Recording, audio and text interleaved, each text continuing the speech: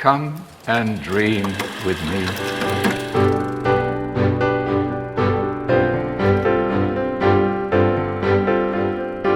Hello, welcome to What Do You Want to Watch, the Explosion Network's premier media podcast. Every week we get together to talk about movies, TV, and online content. We hope to answer the question, is it really possible for the President of the United States to get any movie greenlit that he wants? Apparently.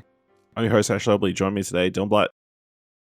Like, can someone convince him that somehow glow is like something that he needs to like? It's definitely not. Show him Liberty Bell. Yeah, maybe just show him clips of that character. Yeah, and then just you need to finish this show. We need to finish this show. This is such an important TV show. Netflix. What are you doing? You know, this American proud woman needs their story. Don't show him anything else in the show. The gay storylines or the Russian character or the lots of minorities and that kind of stuff. Yeah. Leave all that out. If you didn't know what we're referencing, apparently Rush Hour 4 has been greenlit on the back of pushing from Donald Trump to the Ellisons. He owns these people now, you know? I guess maybe it's part of his package for suing 60 Minutes. You have to make Rush Hour 4. With Brett Ratner back as director. I don't know if you saw that bit. And the other thing is, apparently he just finished directing a miniseries about Melania.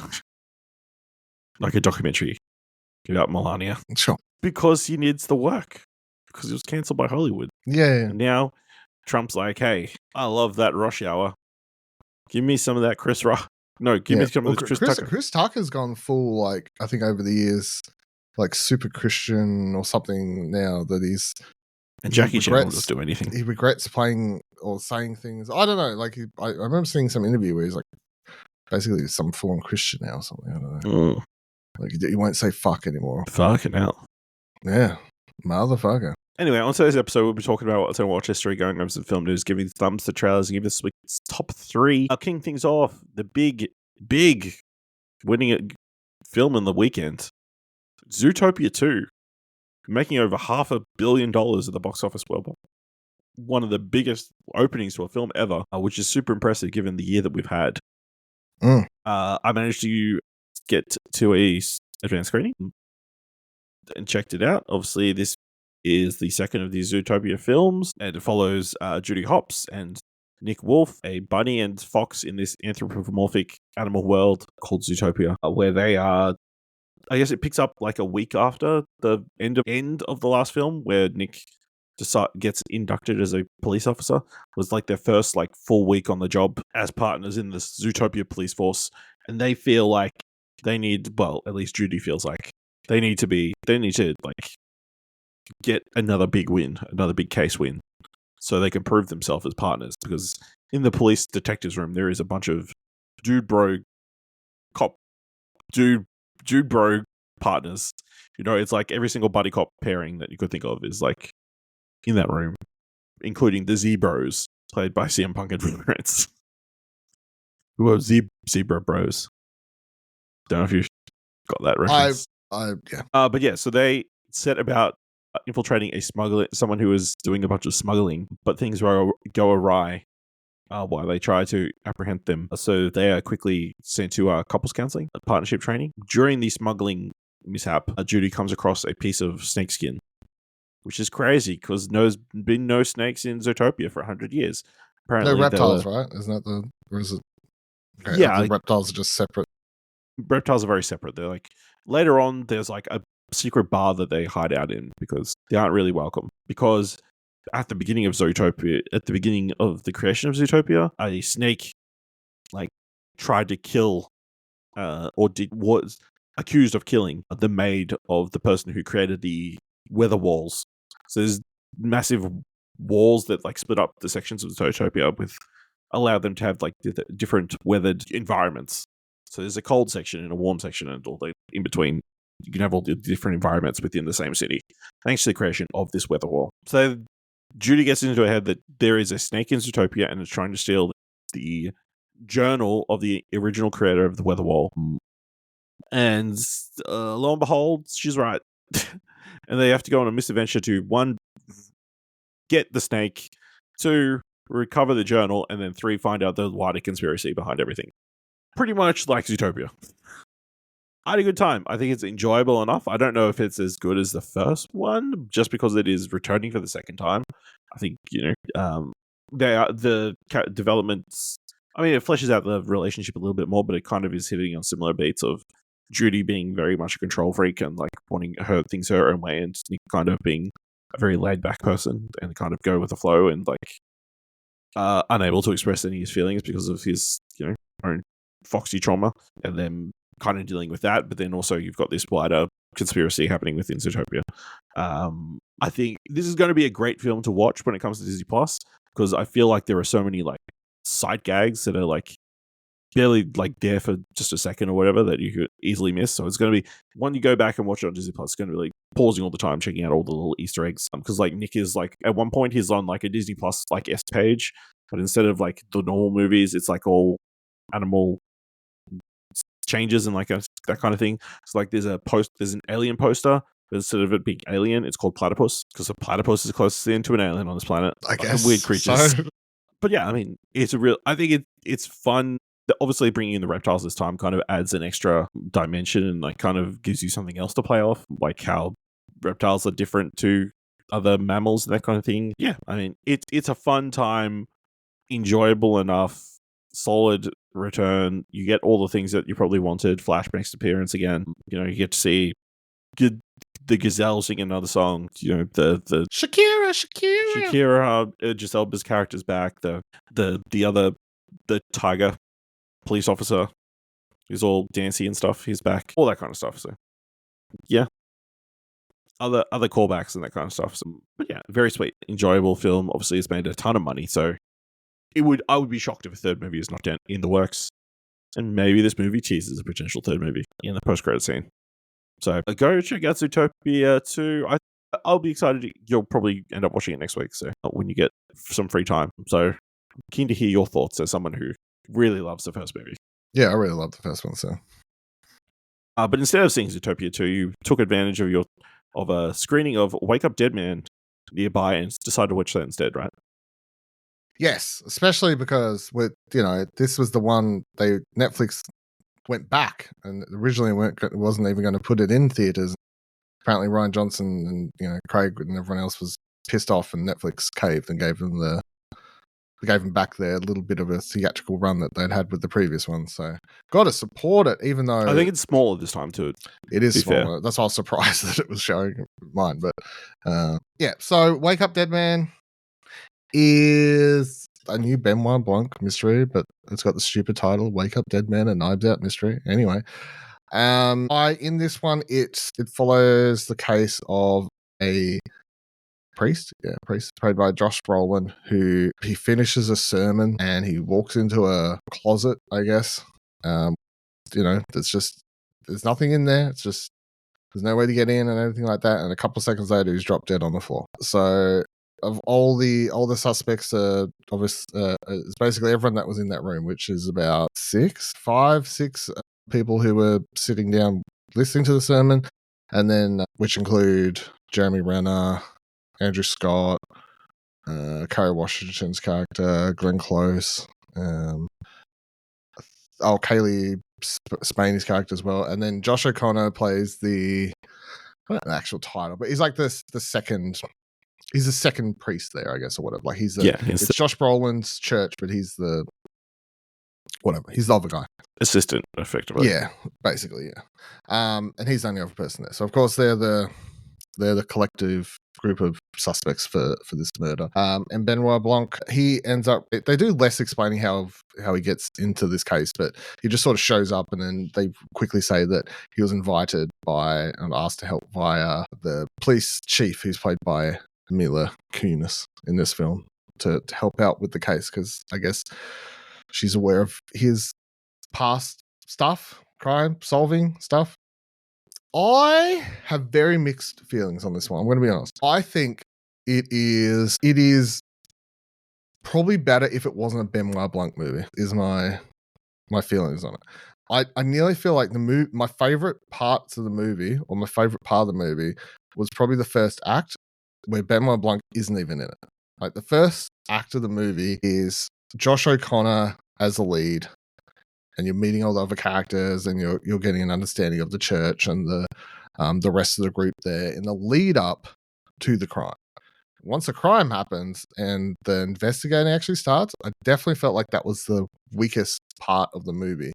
And I think in a big part of this is because although this is at times funny and they still have some gags or whatever in it, it felt more forced than other ones just because this felt like the most serious of the three he's done so far, especially when it comes to the themes that the film's playing with. I mean, at its core, it's sort of, I mean, it's always a touchy subject, I think, for anyone to go, but it's like Rian Johnson chose to play around in the world of faith and who believes and all that sort of, like, you spend the first act of that movie meeting a bunch of characters, including Josh O'Connor's character, who, by the way, is the best part of the movie, like easily. Josh O'Connor is really, really good in this.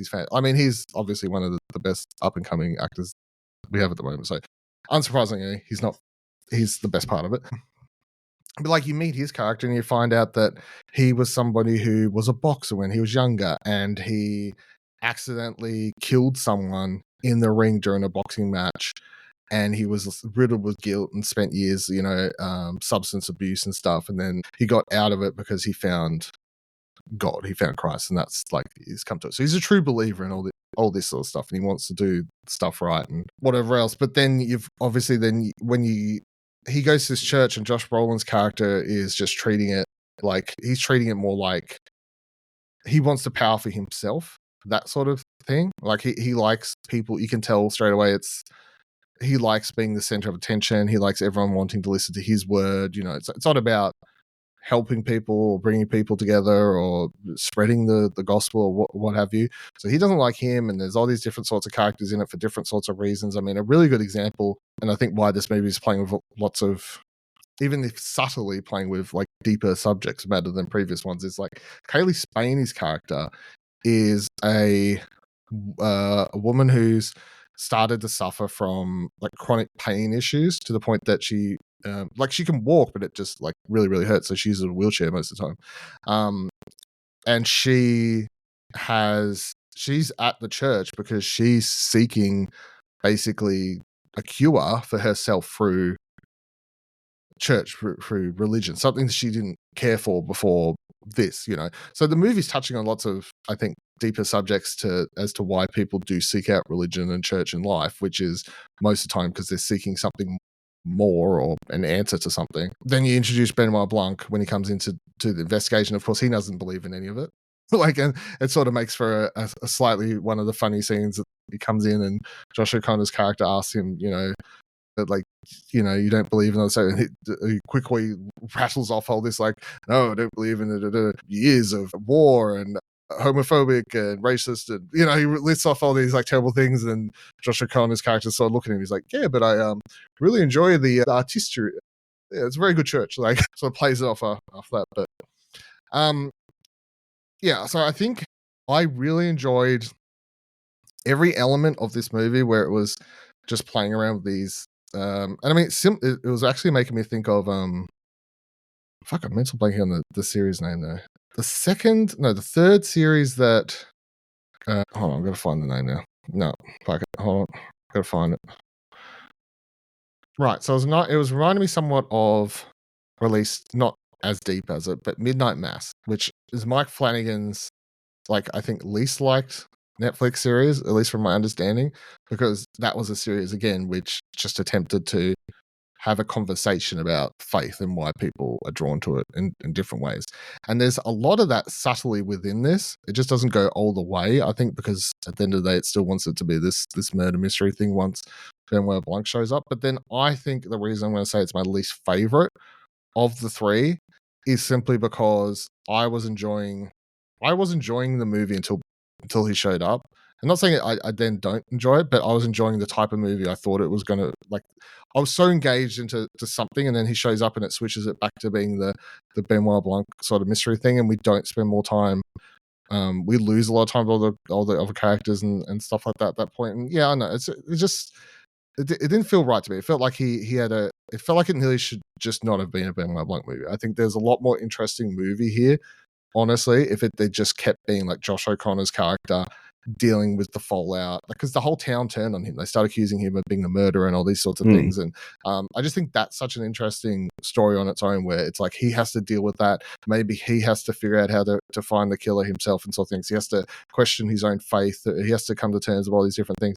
Like, and it's just, like, some of that happens, but Benoit Blanc is the one pushing him to it, where I kind of just wish that wasn't the cause of it. So yeah, I know. I'll probably be in the minority, but yeah, it's interesting. Obviously, I haven't seen the movie yet, but like thinking back on the other two movies, Benoit Blanc is a important force, but I wouldn't say he's the lead of either of those movies. no, but I mean, and is it like a case of Ana de Armas kind of, or more like I mean, the second one is probably more of a lead with Janelle Monáe. the thing with Ana de Armas is she's the lead of that movie, right? But I feel like I never felt like, I think her relationship with Benoit Blanc and that is just the perfect level, and like it felt almost necessary to help push her. Like it felt like she did need that. Like, and the movie wouldn't survive. That story needed Benoit Blanc there to help to mediate that.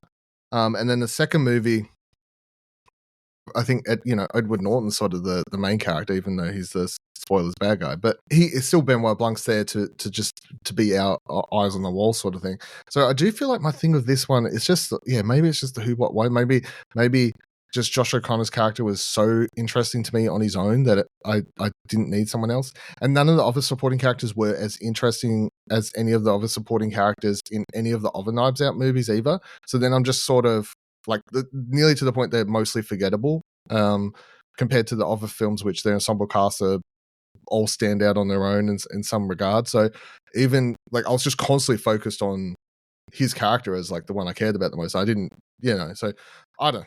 It's interesting. It's also interesting. It kind of sounds like an episode of Poker Face, like the Bryan Johnson TV series, where they would set up the whole mystery with all these characters, and then suddenly Natasha Lyonne halfway comes in. Natasha Lyonne comes in and takes over the episode.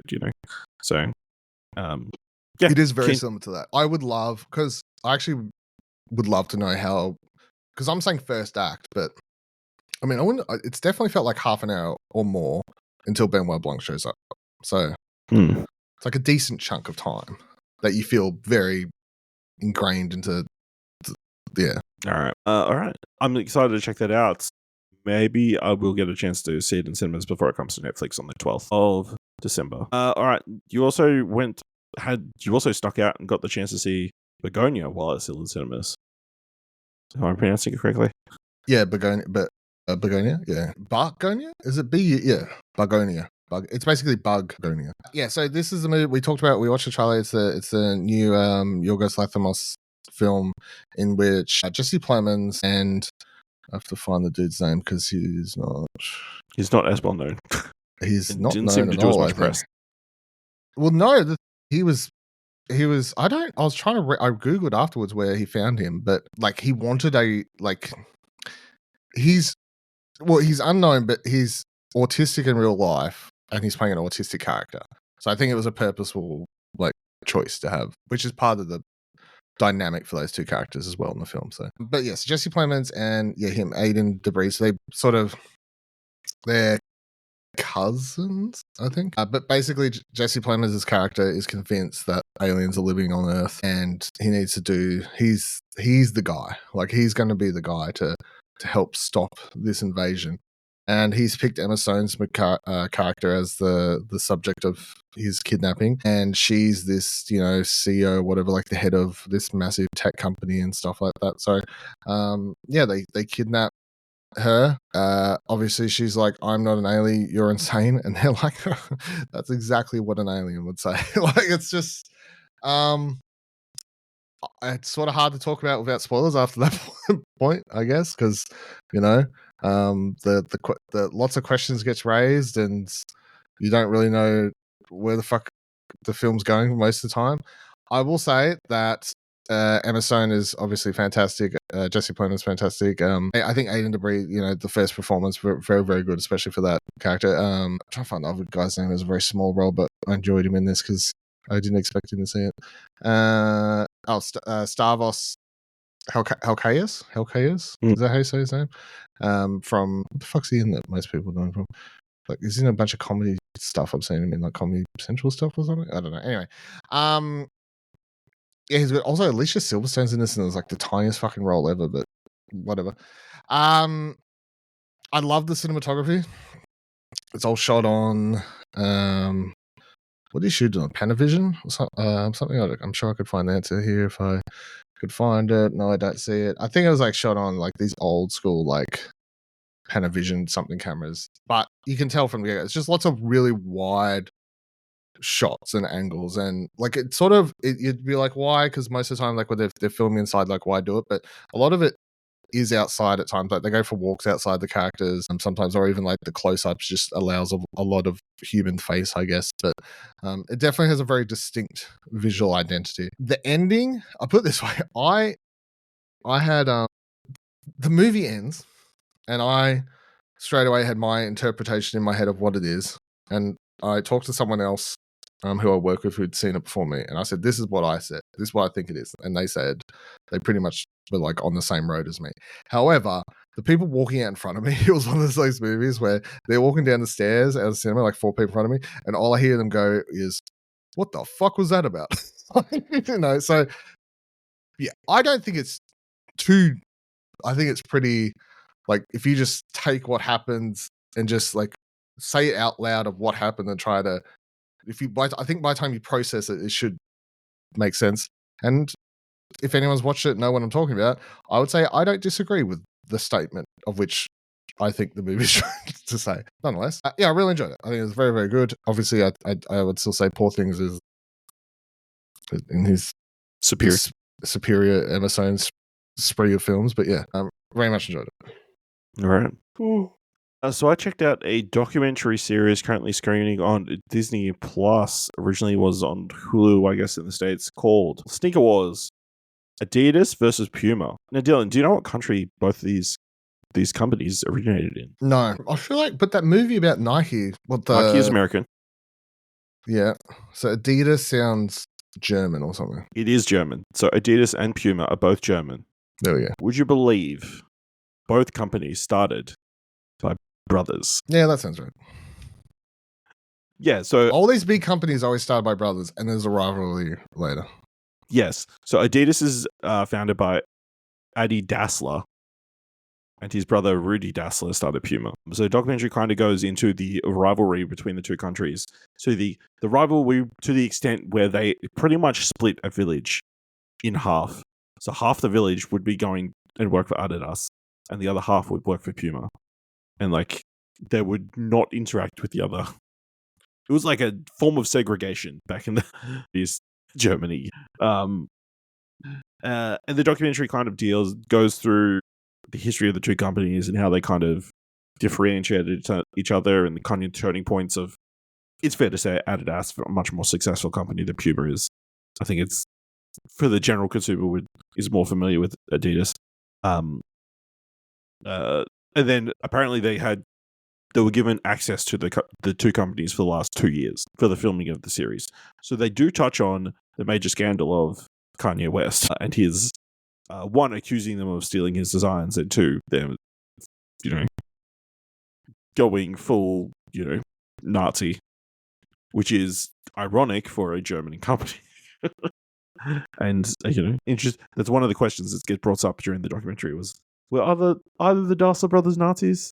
That kind of stuff. But yeah, it also dives into a lot of different stories throughout history and how in the beginnings they were like the way they could do advertising was like to give their shoes to sports athletes and that kind of stuff.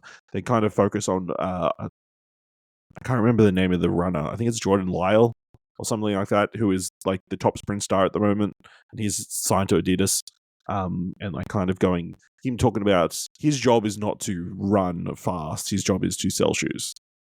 That's as part of that's how he makes his money, by running so fast that people want to buy the same shoes that he is wearing because he's running so fast. Much in the way that a lot of people bought Puma shoes because Usain Bolt wore Puma shoes during his reign as the fastest man on earth. Well, I guess he is technically still the fastest man on earth because his record hasn't been broken. But yeah, it also dives into different events like Adidas getting into basketball, Rum DMC, who obviously were a big deal. They were like the first like This way, music endorsement. jump Like this way.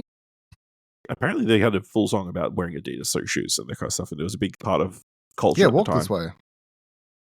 No, there's like they name drop Adidas. Oh, I thought they're doing that song. That's the song with Apparently they have there's the one bit puffed with up like sneaks. we want to write a whole album about our shoes. Like, okay. I guess you're Run DMC, you can do pretty much whatever you want at the time. They're probably one of the biggest music acts at the time. But yeah, and then like kind of to the modern day where, interestingly, the CEO of Adidas steps down post the Kanye West stuff, and they poached the CEO of Puma, which is something that's kind of a no-no within those two companies. Like, you don't go work for the other company and that kind of stuff. So quite interesting, but also very kind of surface level.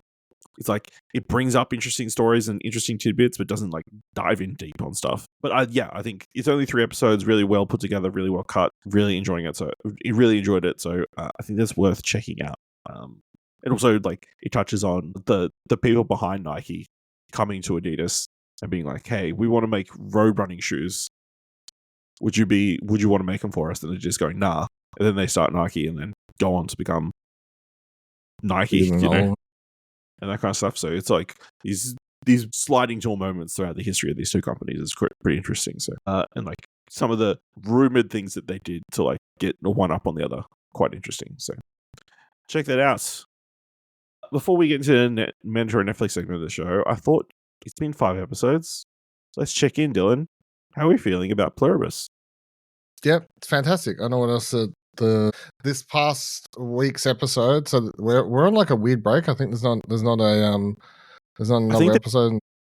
I think they released the 5th episode early because of Thanksgiving in the States. Yeah, so there's like a gap, but they ended the 5th episode on a big cliffhanger. So you caught up, did you? Yes, I did. Yeah. Yes, obviously the episode 5 just ends on this massive. I mean, I feel like it's sort of obvious of what it is, but it is that like, and this is what I miss sometimes when you get Netflix shows and stuff.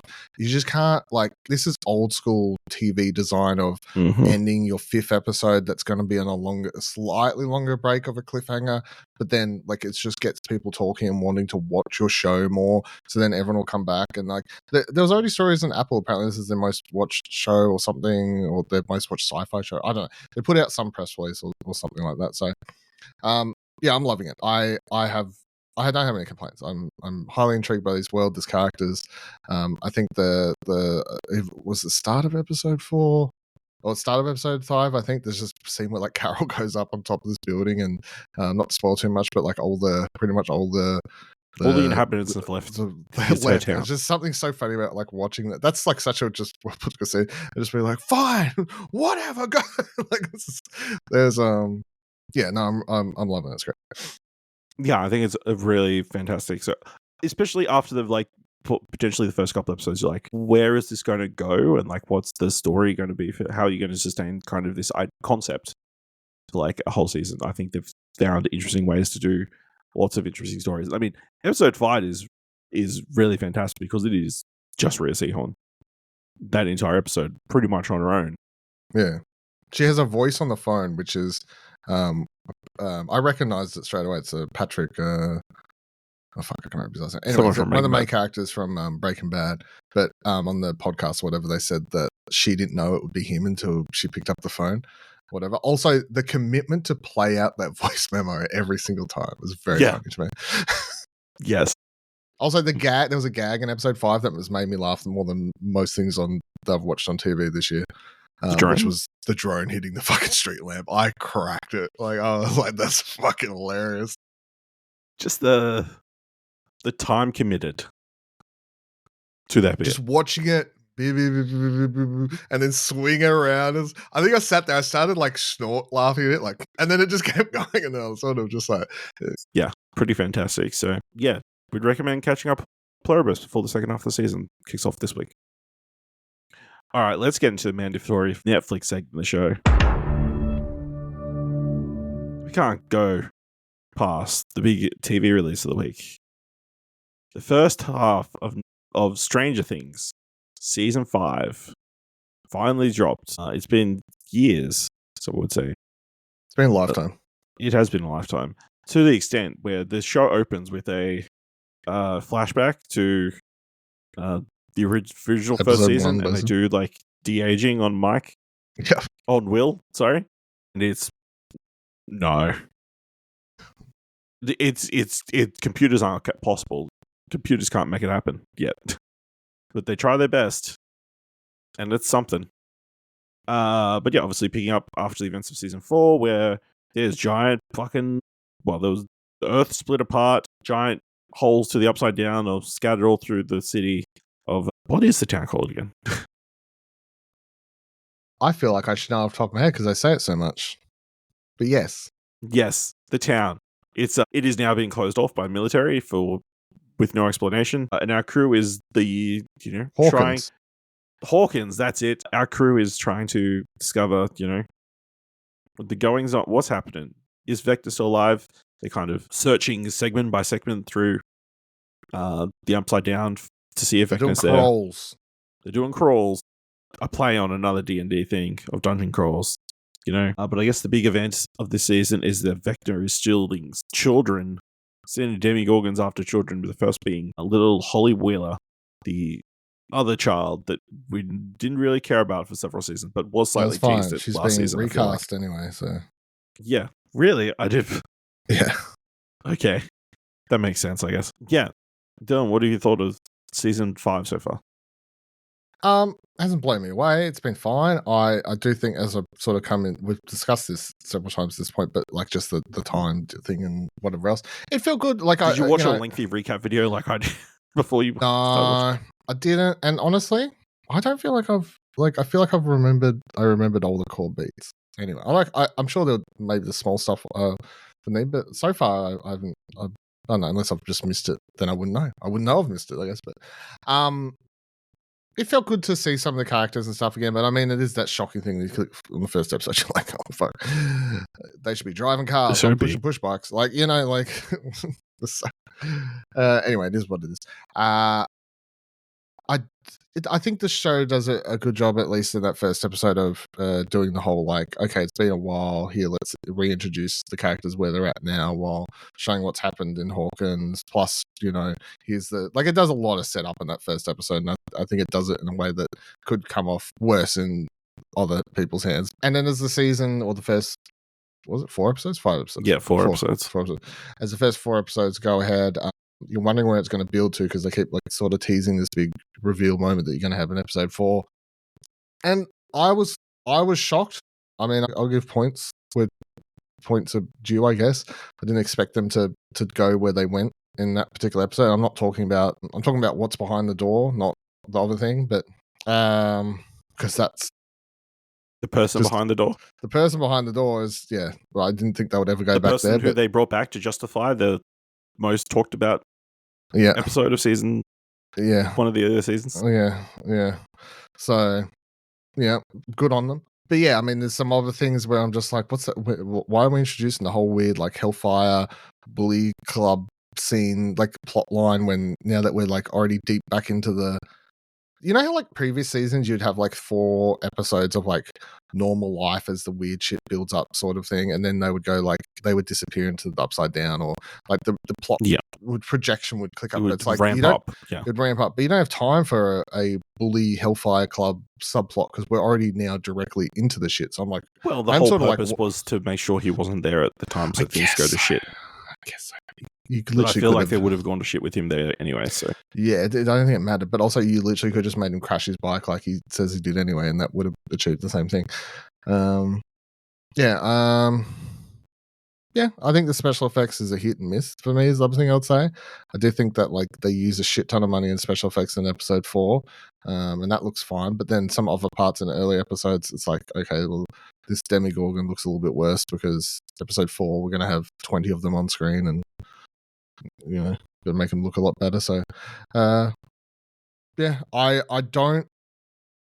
The Will storyline about like basically continuing the coming into his sexuality, like accepting himself storyline is a little on the nose, but I mean, it's fine, whatever.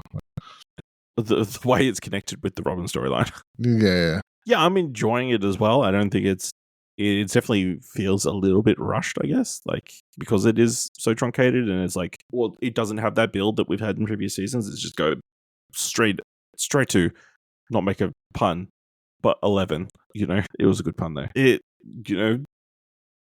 going straight to the upside down. They're killing people hit left and right.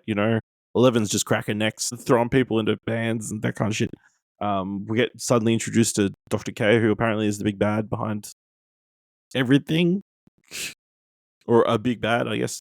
She is behind the death of Papa last season. This paramilitary organization. But yeah, I mean, the creepy stuff is creepy when it needs to be. The whole storyline of him stealing children is kind of fucked up, and also kind of weirdly. Okay, I'm sure it like there's one point where they do a close up to A Wrinkle of Time. I'm like, is this I really wish I could understand this reference. But I think there's some cool moments, like the whole the Mrs. Wheeler moment of trying to save her daughter, and this character who was being like this absent. I didn't enjoy the way mother. that was edited though. I didn't like they teased it and then cut away and then teased it and then cut away. Like they just did a weird well, they do a lot of that, especially in the later episodes. Fake out thing. Yeah, lots of cut to blacks before, I think. Especially that fourth episode. That fourth episode, very long. Lots of fake outs and that kind of stuff. So, but I'm glad that we've got some answers. I'm enjoying the Max stuff as well. Yeah, I guess spoilers. She appears again. I didn't say how. We knew she was in the show. It's not like a secret. She could have just been a corpse this entire time. Imagine. Yeah, she was dead this entire time. She's just brain dead this entire time. There's nothing we can do. Tina. Yeah, but I appreciate that there's some interesting pairings this season that we haven't seen so far, like Robin with Will, or Robin with Will's mom, and that kind of stuff, and then bringing back Caleb's not Caleb, that's the actor, Lucas's sister, to drug this family. Which my main question leading into the next episode is, where is the rest of the old mate's family? I don't know, but that kid is probably the funniest part of the show so far. I mean, you thought he was going to be terrible, like this character you're going to really dislike. You're ready to hate him, but by the end of this kid, this 4 episodes, you like him. Yeah, you like him. Fucking Ashley Sinclair's a snitch. That was my favorite ones where he's like, whatever.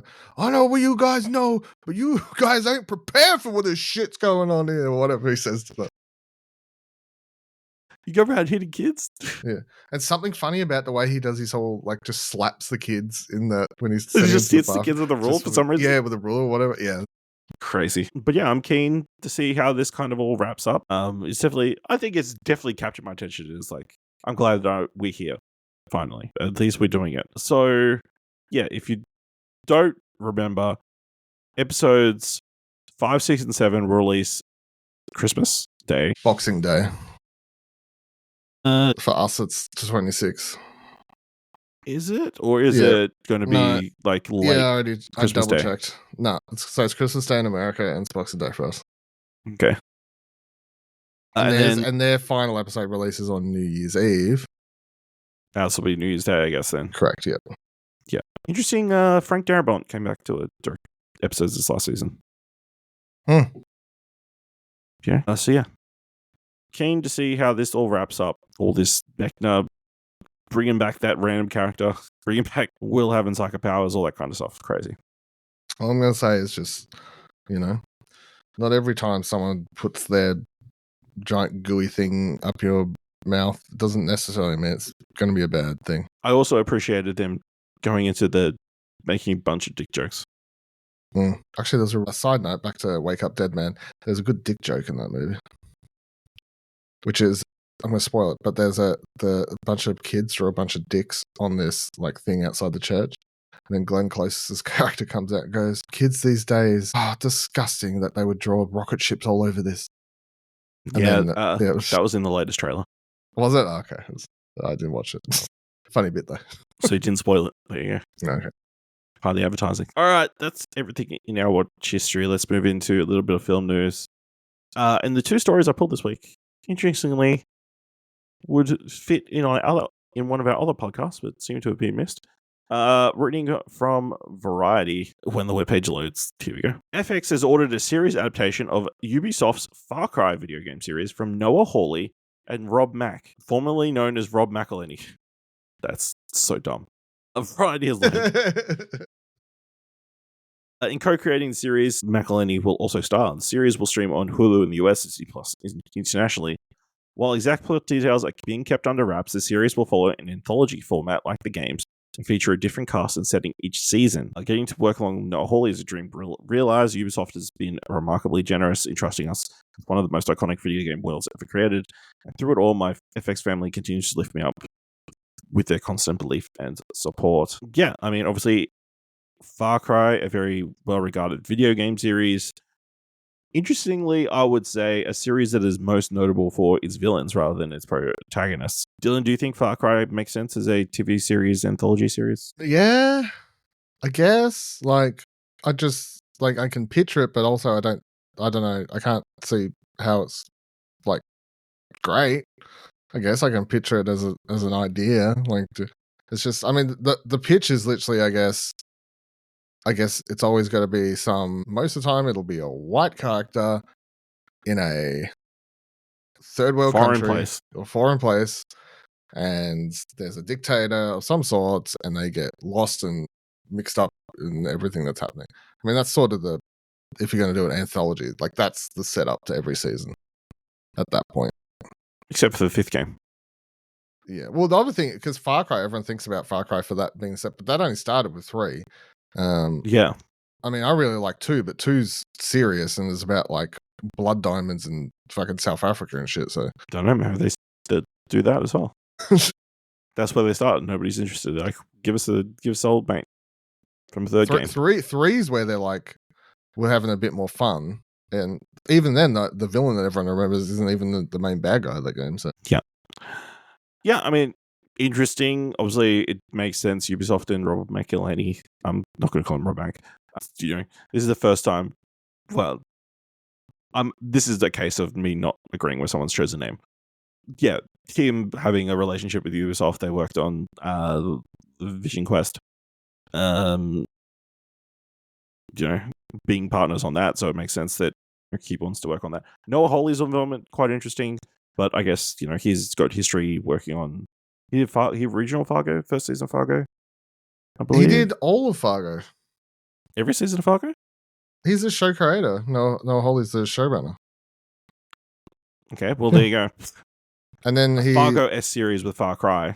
I believe I'm not wrong about that. I'm going to double check, because then after that, he's now obviously showrunning the Alien TV series. Yeah. Series overview series. Yeah, showrunner Noah Hawley the whole time. Yeah. Created by Noah Hawley, showrunner Noah Hawley. Yeah. I just felt like it was like one of those ones that he dropped off and let other people take over. Well, I mean, he didn't write every episode. The showrunner doesn't write every episode. Yeah, no. But you're in the writer's room for every episode. So, yeah, interesting pairing. We'll see how that goes. And then an interesting piece of casting news this week, also related to the world of video games. Toby Wallace has become the first actor officially set as a series regular in Netflix's Assassin's Creed live-action series based on Ubisoft's best-selling video game series. Wallace is said to play the co-lead in Assassin's Creed, a high-octane thriller centered on the secret war between two shadowy factions.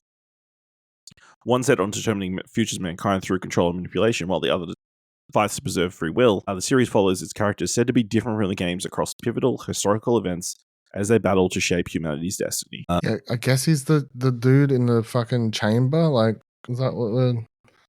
I mean, he's the dude in the Animus? Potentially. I don't know. It's hard to say.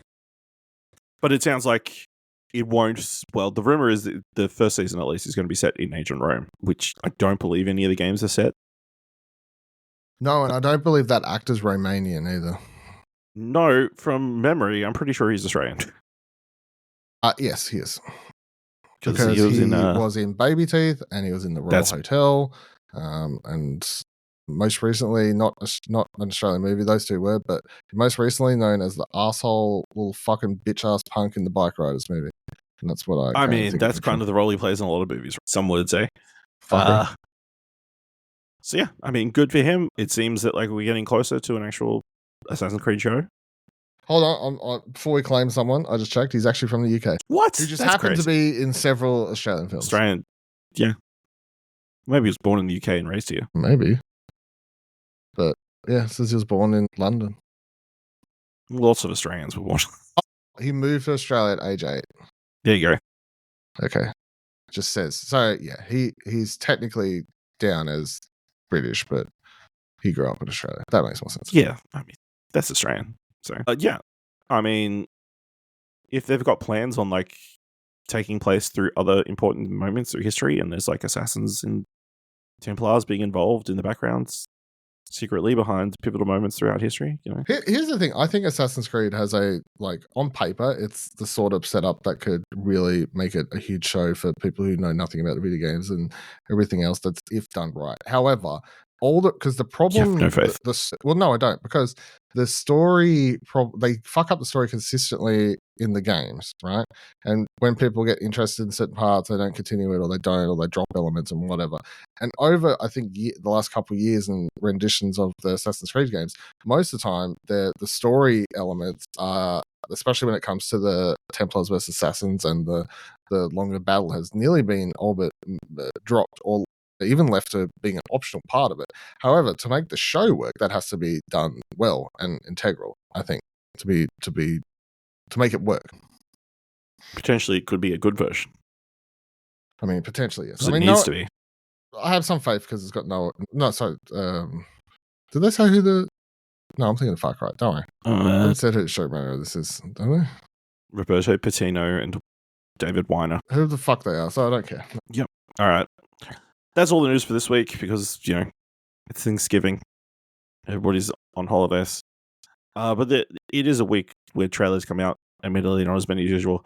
But let's get into thumbs of trailers. Of course, you can find all the trailers we're about to talk about in the show notes below. Kicking things off, we've got Goat, directed by Tyree Dillahay, starring Caleb McLaughlin, Gabrielle Union, Stephen Curry, Nicola Coughlin, Nick David Arbor, Jennifer Lewis, Aaron Pierre, Patton Oswalt, Andrew Centino, Bobby Lee, Eduardo Franco, Sherry Cola, Jelly Roll, and Jennifer Hudson. A small goat named Will gets a once-in-a-lifetime shot to join the pros and play Rawball, a high-intensity, full-contact sport that's dominated by the fastest, fiercest animals in the world. Ridiculed by his teammates, Will becomes determined to revolutionize the sport and prove that small can bowl. Dylan, what do you think of the trailer for? I'm going to run up one down. I feel like I enjoyed the teaser more. Or like it just didn't feel like, I don't know. I remember watching the teaser and I thought that was cool. And this just felt the same. So because of that, I'm just going to go one up, one down. I feel like it hit the same. I feel like I got more out of the teaser, I think is what I'm trying to say. So I'm still keen. I think it's a fun concept and everything. But one up down.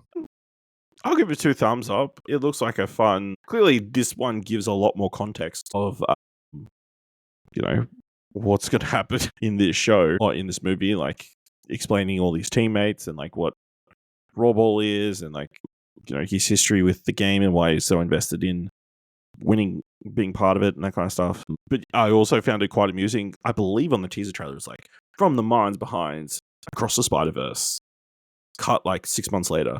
From the minds behind K-pop Demon Hunters and Across the Spider-Verse, you know, trying to, you know, get that SEO, it's like name recognition out there on the back of K-pop Demon Hunters being a massive success.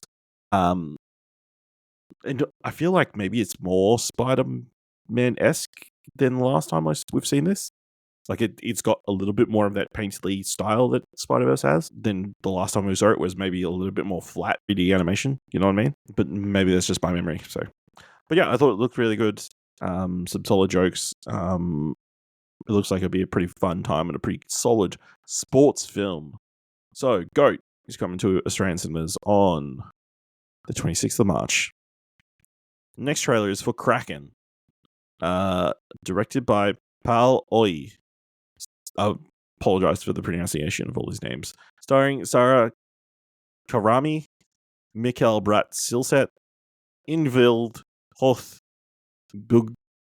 Bigness, Jenny Evanson, and Steiner Klauman Hallett. Joanne is a marine biologist who is doing research on a fish farm in Vagsnes, a rural community located by the fjord, where she encounters several strange occurrences. Along with the brutal deaths of 2 local teenagers, all signs are pointing to the deep fjord. Can there be more to the depths than the eye can see? At the bottom of Norway's deepest fjord rests a mythical monster as large as a mountain with myriads of arms, ready to crush and devour anything they can grab. Dylan, what do you think of the trailer for Kraken?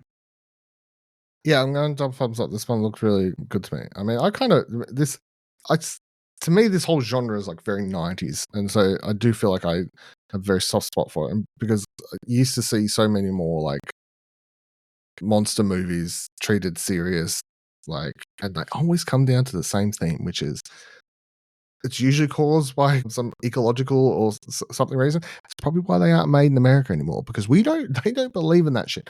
But yeah, this looked like a lot of fun. I wasn't sure. They say it at some point in there. They reference the one I watched last year, the shark movie. I can't remember the name of it, but it says like from the people that brought you. But then I looked up the director, and it's not the same person or anything. So I'm not sure. It's the director of The Tunnel. Just So I don't know, but whatever. What was the shark movie you watched last year? It was called. No, it was a Norwegian one as well. It was like I don't know. They say it in the trailer. They're like from the team that brought you something. Kon-Tiki is the first movie that comes up. And I don't Yeah, think that that's one. right. Is it? No, that was it. Yeah, it was Kon-Tiki. Did they say that in the trailer? Like from people that brought you Kon-Tiki or something? Potentially. Yeah. It was just a studio thing or something. Yeah, probably. Yeah, I'd give it 2 thumbs up as well. I think it's a really great trailer. Dylan, there is a guy in a full suit riding a jet ski. Yeah. And it doesn't look like it's part of an escape. It's like his transport to get to work. Yeah. It seems like it's an everyday occurrence. He is riding a jet ski with he a full looked suit very relaxed. So, yes. Yeah. On this fjord. I think for probably a lower budget movie, which the special effects look pretty solid. Like the Kraken arms and tentacles and that kind of stuff look really good. And like the effect of this brainer body being just floating there in front of this, glass submerged window, very effective. Even though we'd never see the full Kraken, I think is intimidating enough. So very well put together trailer. It looks really interesting. So Kraken is releasing in Norway on the 6th of February 2026. No Australian release date. Next trailer is for Dead Man's Wire, directed by Gus Van Sant, starring Bill Skarsgård, Darcy Montgomery, Carrie Ewells, Malaya, Coleman Domingo, and Al Pacino. On February 8th, 1977, Tony Kiritris enters the office of Richard Hall, president of the Meridian Mortgage Company, and took him hostage with the sort of shotgun wired with a Dead Man's Wire from the trigger to Tony's own neck. Dylan, what do you think of the trailer for Dead Man's Wire? Oh, thumbs up. Looks great. I think it's just like a bunch of surprising people. Like Bill Skarsgård, I think it's just proving to because he was getting typecast, I guess, into weird roles. So like seeing him do a bit more just straight up dramatic acting is really good to see. And I really was enjoying the filmography, cinematography. It looks sort of like, honestly, like most who's the director? Gus Van Sant. Gus Van Sant? Fuck, not Lars Van Sant. Gus Van Sant. It looked like his typical sort of gritty sort of style, but it not something. It's just I don't see it often enough anymore that when I see something shot a certain way that grabs my attention. So, double thumbs up. Yeah, 2 thumbs up. I think really intriguing story, apparently based in real life. That also is probably like something that could happen now. It wouldn't be crazy if there was a dude like who kidnapped somebody and holds a shotgun to them. But also there is this weird comedic element to it. Like obviously there's the stinger at the end of the trailer where he's joking about I know the way back home to my street, but yes, that was the right directions and that kind of stuff. So yeah, I'm very intrigued. Bill Skarsgård is a very interesting actor, and just the coldness of, I think it's Al Pacino who plays the dad, right? He's like, nah, sorry, kid. Guess you're going to have to deal with it being in this situation. I'm not apologize and all this kind of stuff. So, very intriguing story. So, yeah. Dead Man's Wire is currently coming to US cinemas on the 9th of January. No Australian release date. Next trailer is for Amadeus, written by Joe Barton, starring Will Sharp, Paul Bettany, and Gabrielle Creevy. A 25-year-old Wolfgang Amadeus Mozart arrives in Vienna, Austria during the 18th century and meets a young singer who becomes his wife, and by way of her, the court composer, Antonio Salieri. Dylan, are you familiar with Amadeus? And what do you think of this latest adaptation? Yes, I watched it in high school. I thought this looked terrible. Double thumbs down. Well, I'm unfamiliar with Amadeus, so I'm going to give it 1 up, 1 down. It looks fine.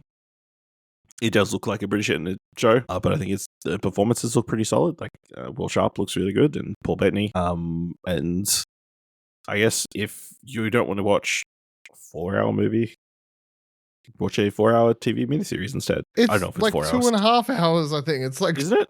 Or am I getting mixed up with something else? yeah, it's not that long. It's like 2.5 hours. Okay. But yeah, obviously a retelling of the story of the rivalry, I guess, between Mozart and Salieri. Sky original. Yeah, I think it looks fine for what it is, I guess. All right. Amadeus is coming to binge on the 21st of December. Final trailer for this week is How to Make a Killing, directed by John Patton Ford, starring Glenn Powell, Margaret Qualley, Jessica Henwick, Bill Camp, Zach Woods, Topher Grace, and Ed Harris. Go. Disowned by birth by his obscenely wealthy family, blue-collar Beckett Redfellow will stop at nothing to reclaim his inheritance, no matter how many relatives stand in his way.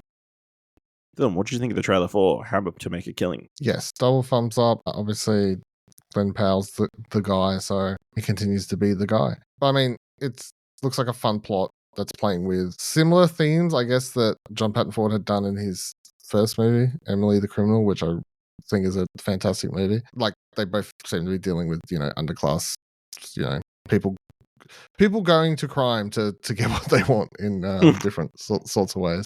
I mean, this is a little bit different to Emily the Criminal. That's a little bit more grounded, but nonetheless, same. It seems to be the subject matter deep down's the same sort of stuff. So, yeah, double thumbs up. Came for it.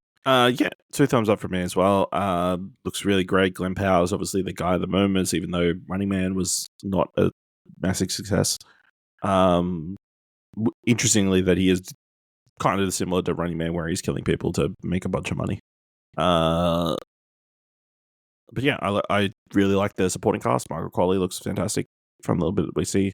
Like, playing a very Margaret Qualley role, but like, it's exciting to see her in more stuff. And Jessica Henwick popping up, I suspect, probably in a minor role, but and Topher Grace just acting like a crazy dude in there as well. Yeah, I mean, I'm looking forward to. Ed Harris is credited, but I don't expect him to be in it much either. So. No. I mean, he'll probably be the patriarch who gets taken out at the very end. He takes out all the rich, obnoxious kids first, because they're easier. All right. How to Make a Killing is coming to US cinemas 20th of February. Because it's an A24 film, no Australian release date. Yeah. All right, let's move on to this week's top 3. Definitely in the top 3. We're coming to that Christmas season. So this week's top 3 is top 3 gifts to buy film and TV lovers this Christmas. No, incorrect. I want you to read that again. Isn't it? No, I just want you to be really specific about what the rules Top 3 you gave gifts to get a film and TV lover for Christmas. Non-physical media. I specified that because, spoilers for next week, next week's going to be top 3 physical media by somebody for Christmas. Okay. I was like, this fucking, it feels like an attack, Oh, this feels like spreading out the same idea for several weeks. Dylan, what's number 3? Where's my notepad? My number 3 is a Trakt or letterbox subscription. Get them, no matter what side they fall on the definitely huge argument online that people have all the time about which is better, Trakt or letterbox. We hear it here at Explosion Hour all the time. Yeah, I mean, can you even buy a letterbox subscription, or is it just Patreon? No, yeah, well, I think I don't know how it works, but I know there is a premium one where you can do other shit. So whether or not that's just you subscribe to their premium Patreon, maybe, and get it. How would you do that? Either way, I know it exists. For somebody. I don't know, but figure it out. Look, I got the idea out there, Okay. All right, my number 3. One of the most revered TV critics out there, Alan Sepinwall, has got a new book coming out. A book called Saul Goodman versus Jimmy McGill, the complete critical companion to Better Call Saul. So if there is somebody in your life who is a fan of the Breaking Bad spin-off series Better Call Saul, this would be a great book for them. It has a recap of all 60-something episodes, has interviews with the cast and crew, creators of the show. Alan Sepinwall, one of the great writers. I believe this is kind of the follow-up to he did a book about Breaking Bad as well. So for anybody who loves that world, this sounds like a book that they should probably buy. Hell yeah. Put that on my Amazon wish list. Oh yeah, that's right. Dylan, what's number 2? Number 2, if you don't want to log movies online and you want to do it in real life, how about, hold on, I've got a there you go, there's a link. Why don't you buy something like this that I found on Etsy, and I'm sharing a link with Ash for, a movie logbook like this one, because you don't want to use Trakt or Letterboxd. You want to do a proper, it's got a little section where you put in the movie title, and it's got a little like my review, couple pages there. You know, maybe you just want to keep a little log that way. You know, Physical media. Yeah. So that there. That's interesting. Very old school for all the elderly people who don't believe in the cloud and computers. All right, my number 2 is maybe a big ask. But every year I do like to mention a new Lego set that is available, is related to film and TV. This year, Lego have released a giant Rivendell set from Lord of the Rings that gives you lets you build Rivendell, and then has all the members of the Fellowship as well as little minifigs. How much it cost? $1,000? I believe, assuming this site just automatically shifts. Yeah, it says ENAU. $800. Oh, it's close. So pretty close. They do have other sets from Lord of the Rings, including the Shire and Barad-dûr. You know, the giant tower. Murder. And you can even move the eye around. It's very impressive. So yeah, that's my... I don't suspect many of our fans will be buying this for somebody for Christmas.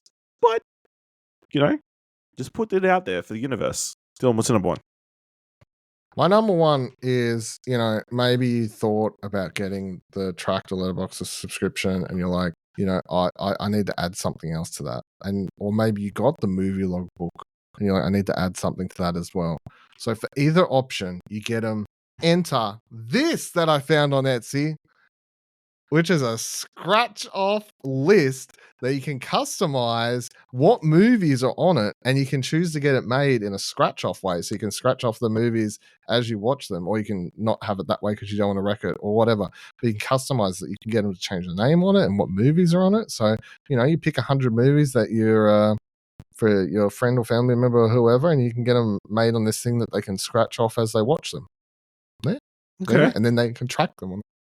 I've seen the ones where it's like the top movies of all time. Yeah, and you're meant to scratch them off as you go through them. You know? So, yeah, that's pretty impressive, you know? I think the issue will be figuring out the 100 movies to put on there. Yeah, that would be the issue. But my issue was deciding what to pick for this. So I had to set on a theme. And your theme was Etsy. Well, no, incorrect. Trakt or Letterboxd description. It was tracking things was the theme I set myself on.